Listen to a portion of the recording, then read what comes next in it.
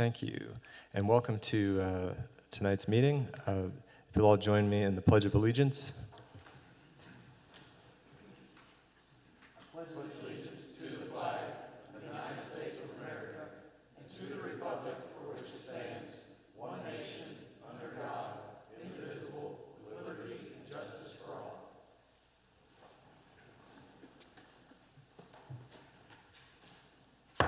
All right, I'll now call to order tonight's meeting of the Elkins Common Council. In the mayor's absence, I'll be sitting as chair. I'll call the roll.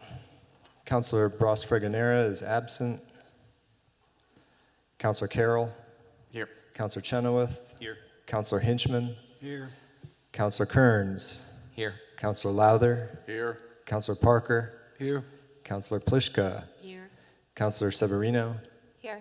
And Councilor Thompson. Here. All right, we have 9 present. We have a quorum. The next item on the agenda is public comment. Is there anyone here for public comment tonight? Just approach the podium and state your name and address and the topic that you would like to address council on, please.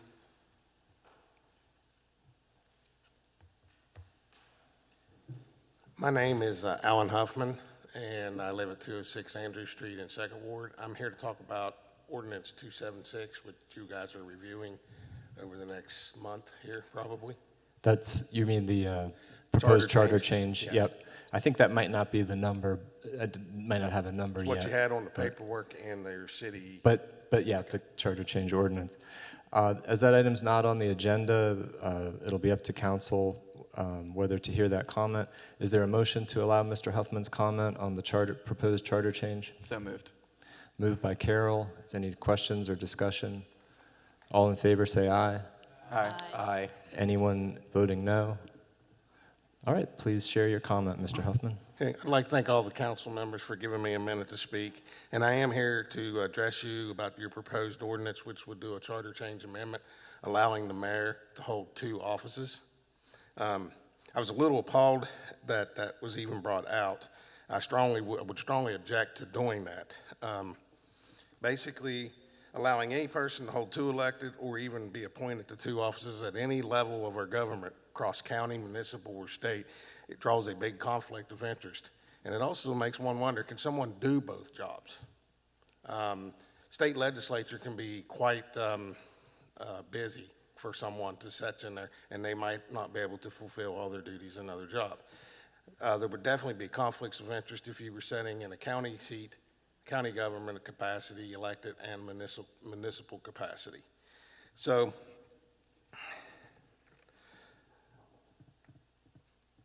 it's just, when I read what was coming out and when I went in and looked on the city site, I was a little disappointed in council bringing that forward. And I just wanted to be on record early stating that I do object to Section 304B being amended. And I will be filing another more certified letter to the city clerk on this. And just in summary, I would urge council to go ahead and just abandon it. The ordinance 276 is as it's listed, or the charter change amendment. There's just, it's such a conflict of interest when you look at it. Now, there may be ethics there that it's okay. I think it's a gray area myself. And I definitely don't agree with it. A lot of people that I know do not agree with it. And I think that if you would follow through with the Charter 848 or Statute 848, which then if the objection stays, you would have to put it to vote if you continued, or you could abandon it. I don't think it should be put to a vote because it would probably be a special election vote, and that would cost the city. And even if you did it in a regular election, I believe there's cost to the city that we don't really need to be spending at this time for that. So I urge you, in summary, to just abandon the procedure.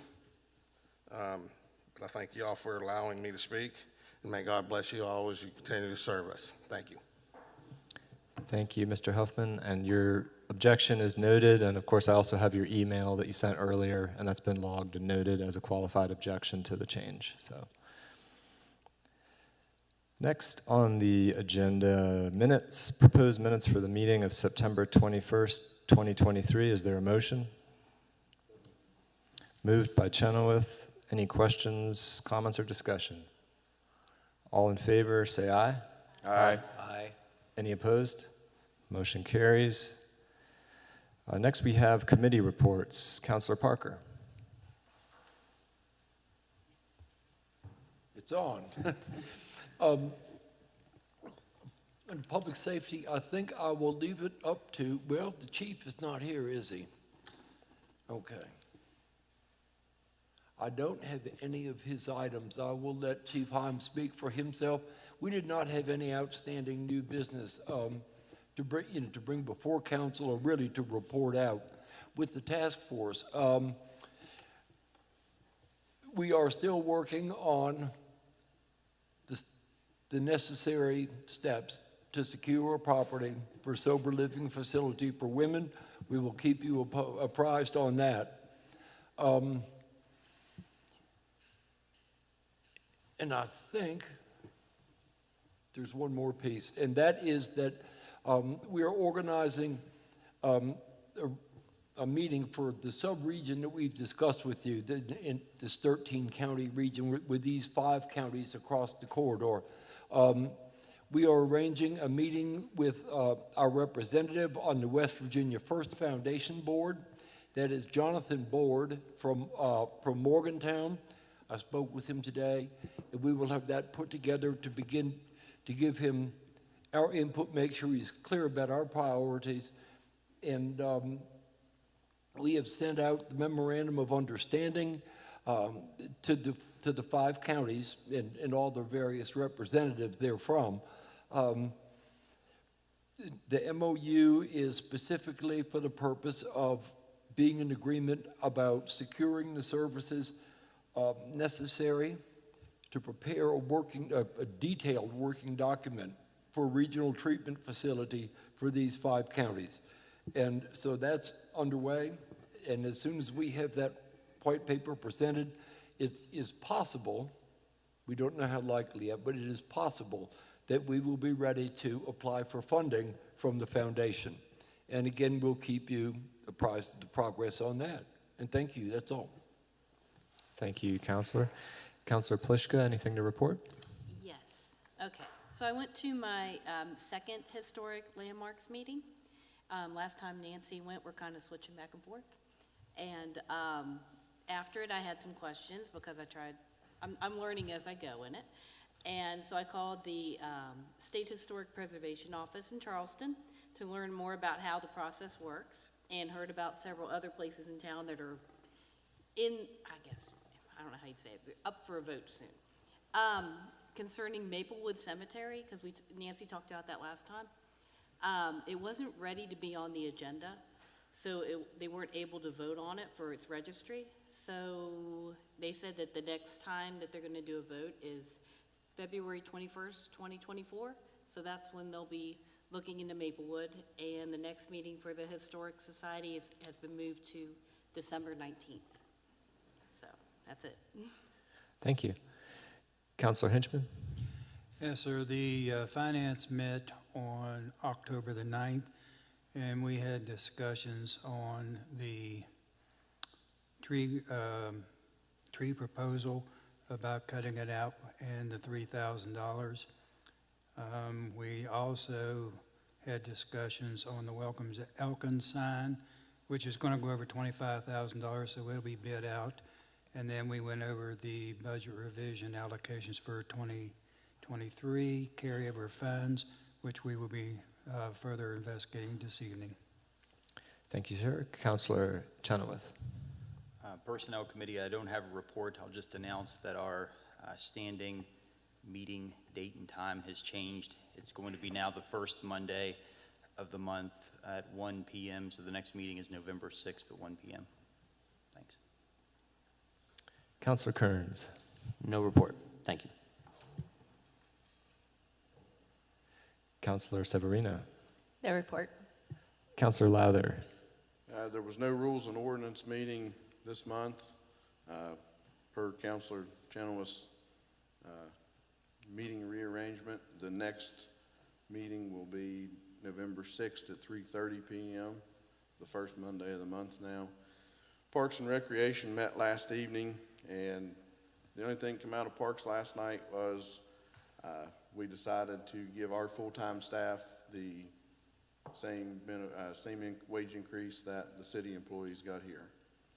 So we will be trying, Parks and Recreation will be trying to keep up with the city on the wage increases. That's all I have. Thank you. Councilor Carroll. The Planning Commission met recently, and it was a very extensive discussion on the North 12th Street issue, and there's still a lot more for us to learn in that situation. So when we figure that out, it'll come before the council. Thank you. And Councilor Thompson.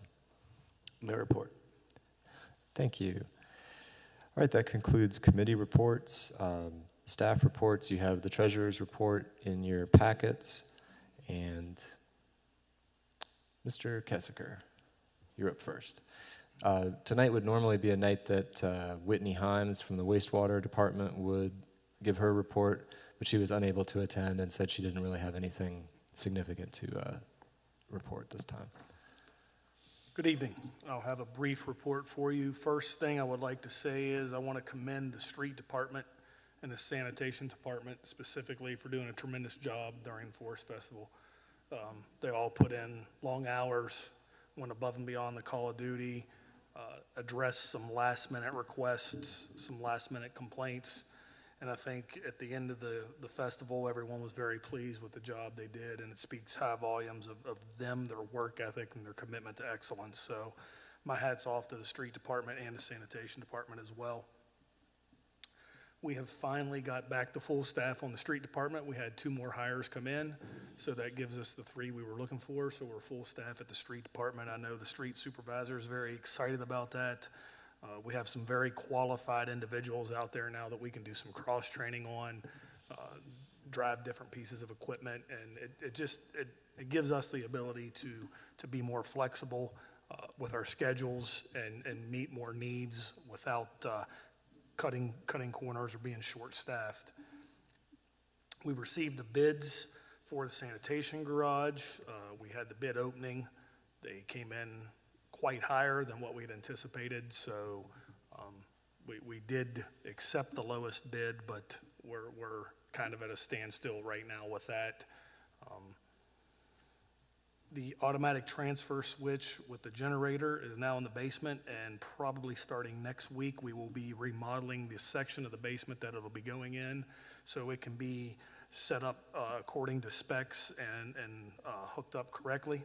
If you've noticed, the generator is installed outside, so it's ready to roll as well once that automatic transfer switch gets going. I'll close with the code enforcement report. Code enforcement actions, we've sent out 13 warning letters. 18 building permits have been issued, totaling over $300,000 worth of work in the city getting ready to be done, which is exciting news. The original 4 demolition structures should be finished this week, should be finished tomorrow. The next 4 will start the week of October 30th, and the one on 17 Davis Avenue, I believe, started yesterday or today, so we're moving forward with that. Jesse continues to do a very good job with all that, working with DEP and the companies that are doing all the work. So that's all I have to report. I'll answer any questions if you have any. Thank you.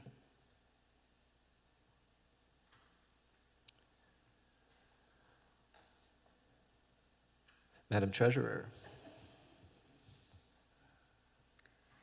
Good evening. You have in your packet the September revenues, expenditures, bank balances.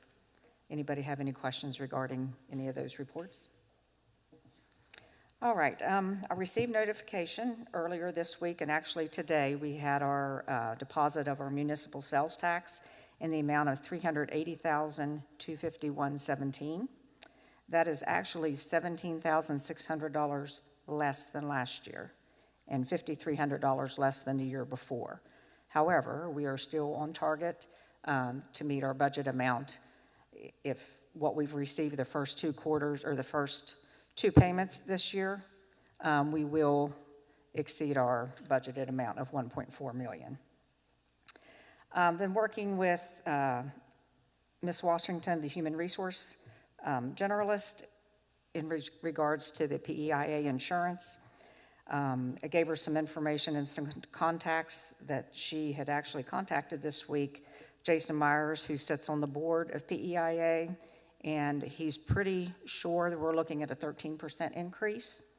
The range was 13 to 15, but he believes, in the meetings he's been at, that the 13% will pass.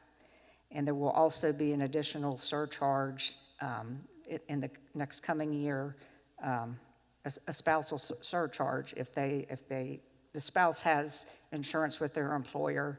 If they still choose to come to PEIA, they'll probably pay close to what state spouses do now if they come in, which is about $145, $147.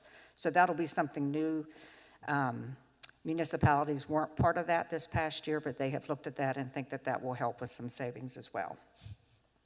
And the HR department is putting together options spreadsheets, so you should have something probably at the November meeting, I'm anticipating, to look at.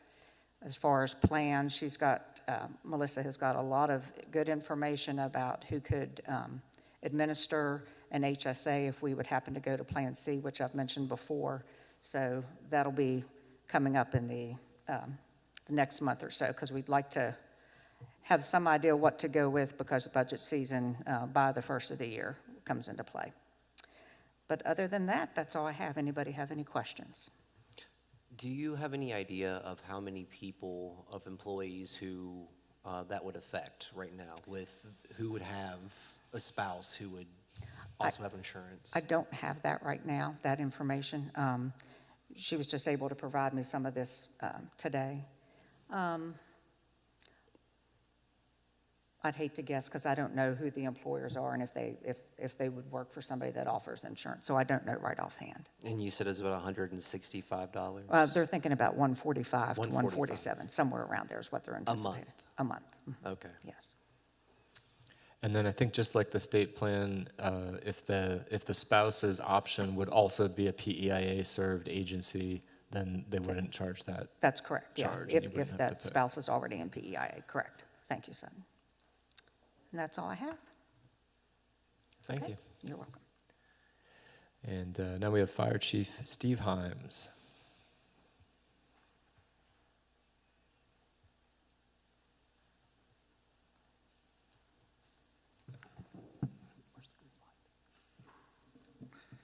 Good evening.